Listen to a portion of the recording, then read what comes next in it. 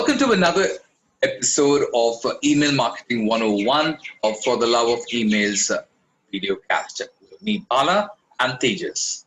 We've been recently talking about the core tech basics of email. And if we're going to talk about that, how can we miss SPF, DKIM, and DMARC? So we have been making individual videos on that. You should go and check it out. This video talks about DKIM in depth. Right. So without wasting time, let's kind of get started. Tejas, shall we? Yeah, let's do it. Right. Tejas been excited about it. All right. To talk about DKIM, let's kind of go a little bit in depth. I'm going to talk about what is this entire DKIM protocol is all about. DKIM is also called as Domain Key Identified Email. Right. What happens over here is when an email is sent from one server to another server, some bad people, can spoof that email. Let me explain. The email from a sender is from a sending server, and the receiver of the email comes to be called as the receiver server. And while this all happening, the sending of this email, the third party kind of guys kind of come in. Now the third party is basically the bad guys, the hackers.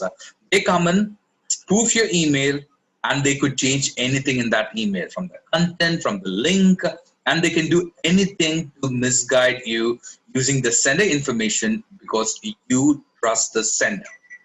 Now, as a user and receiver of emails, we don't want anyone spoofing our emails, right? And we want to stop that. We don't want anybody kind of do anything to the emails when one person sends to another. So we have created, when I say we, it's like basically the email community, have created a protocol, and we want to kind of set a protocol to prevent this, and then that's exactly what we kind of call as the domain key identified with DKIM. Right, it's something very similar to signing a letter with your name and initials. Basically, there is a encryption, there's a signature in the email that goes from the sender server, and when the receiver gets that email, the receiver server decrypts that particular email, sees if the signature is matching with a primary key, secondary key. That's something we kind of go in depth.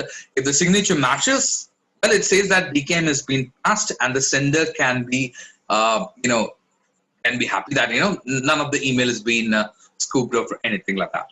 So that's the basic idea of what DKIM is. But let's kind of go in depth to understand how to implement it and what is the verification process and what are the benefits on it. And to talk about it, I give it to Tejas. Tejas is the smart email guy of Netco, who will be kind of going in depth about it. Tejas, over to you to explain how to implement this DKIM. Thanks, Bala. That was a great introduction on DKIM and what it does. Now, let's see how to implement it. Now, in order to generate a DKIM key for your domain, you need to have a DKIM key generator tool. Now, once using this generator tool, you can actually assign this to your IT team in case you are having an in-house marketing setup in order to send your emails. Or if you're using an email service provider, then you can, the ESP will be doing the heavy lifting on your part in order to generate this DKIM key. Now, there are two aspects of this DKIM record. One is the private key, and the other is the public key. Now, let's explain a little bit about both of these keys. First of all, the private key is, as the name suggests, it's private only to you. So it should be stored on your server only, on some file in your server. And this is the private key for your domain, which is your sending domain that you're going to use. And the other part is the public key, which is supposed to be added as a DNS record, as a TXT record in your DNS. Now you can see a sample DKIM public key that we have mentioned over here. This public key is for the domain 30post.com. So this public key will be used in order to encrypt and decrypt the messages which are sent from this domain, from the sending server to the receiving server. As I mentioned, it's a TXT record.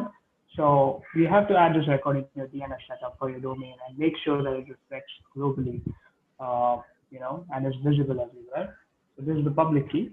Now, the way to implement this is, in order to enable this DKIM signing for your domain, generally, brands use some kind of a mail sending software or whatever software that you are using, in the configuration of the software, you need to include your private key of your domain and make sure that it is encrypting all the message contents inside your email as well as the message headers. Now, on the ESP side, this is generally most of the email providers, they use something like a PMTA software, which is the Power MTA software used to send your emails. And then inside the PMTA server, you can use this private key in the PMTA configuration, and then the DKIM signing will be enabled for all your outgoing messages from your sending server to the receiving server. So this is the way to implement your DKIM.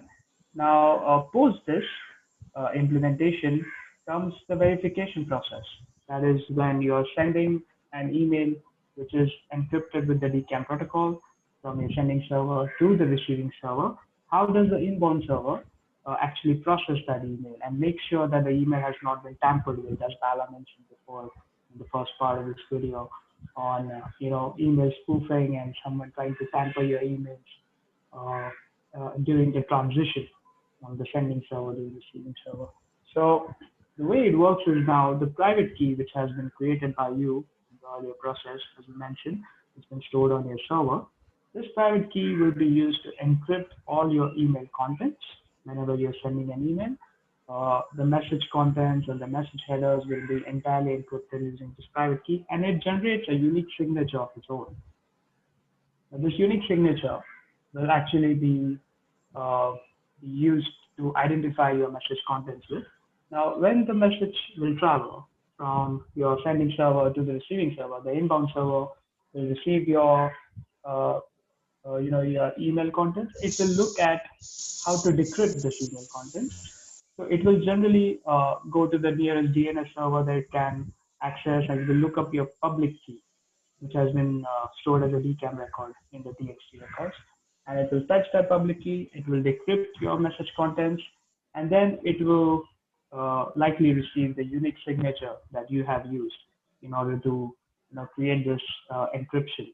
And if those signatures match, then of course your DKIM will pass. And that means that the initial encryption that you have done on your message contents has now been totally decrypted, and it shows that your message is authentic and it's been sent from a proper, genuine source, and it's not been tampered with, or there are no man-in-the-middle attacks, and it's not been spoofed with, and it is completely secure.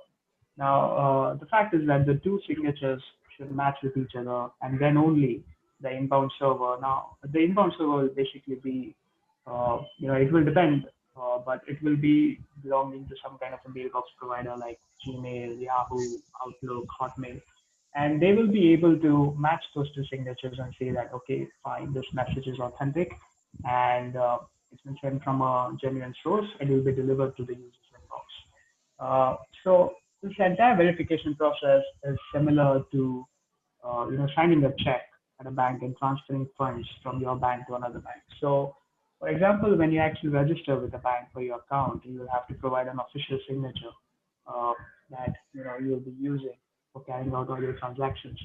And whenever you're signing a check to transfer some amount from your bank to someone else, you want to do a payout, that signature which is signed on the check should match the one which has been registered earlier, so that the bank can make sure that no one is making fraudulent transactions on your behalf using your account. So this is very similar to the process of encryption and decryption for the DKIM key. So now that we have seen how to implement the DKIM and verify the entire process, now head over to Bala again. He will explain the benefits of actually signing the DKIM. Absolutely. Thank you very much, Tejas, for explaining how to kind of implement it. What's the verification process? So definitely, there's a big benefit of using DKIM, and we're going to look into it very quickly. Number one, it definitely sends a positive signal to the mailbox provider. An email that has been going out, it's kind of has a DKIM set into it. it's definitely a good positive signal to the mailbox provider, which kind of help you to avoid the spam trap and then go into the inbox. That's number one. Second thing is, like, it definitely keeps your email secure and safe. Given the concept, yes, it's going to be emails are going to be secure and safe. Nobody is there to spoof around that, and even if they kind of did it, we're going to kind of come to know it's going to be failing. So, it kind of keeps the email secure and safe. And I've said about that. No worrying about the men in middle attacks. So no MIM attacks. We don't have to worry about it. It provides authenticity and security to the receiver. So anybody who's kind of getting an email which has a DKIM master, they can definitely, it kind of gives a satisfaction. Yeah, it's coming from the right particular people. And DKIM signing domain shows the reputation in Google Postmasters too. So which is again another plus in the Google Postmaster side of it. If there's no DKIM, there's no reputation. So we need better reputation to kind of keep our emails going inside the inbox. Right. So those are the benefits. With that, we kind of end this particular presentation here on DKIM. If you have any questions, any feedback on DKIM or any other particular topic, please do leave a comment below and do let us know about it, and we're happy to explain or go in depth about it. If you like this video, please like, comment, and share, and also definitely subscribe to our channel, and so that you are notified whenever a new video kind of comes out. Quickly on the end note, we have a tutorial talking in specific about what SPF DKIM DMARC is all about, so you can also go and check that. That's in the description. All right. Thank you, Tejas, for joining in and pitching in all your expertise here. Really appreciate it. We'll be kind of seeing in more videos too. Right. In the meantime, you guys stay safe. We'll come back again with another video and talk about it in depth. Thank you very much. Take care. Bye-bye. Thanks, Paula. Thanks, everyone.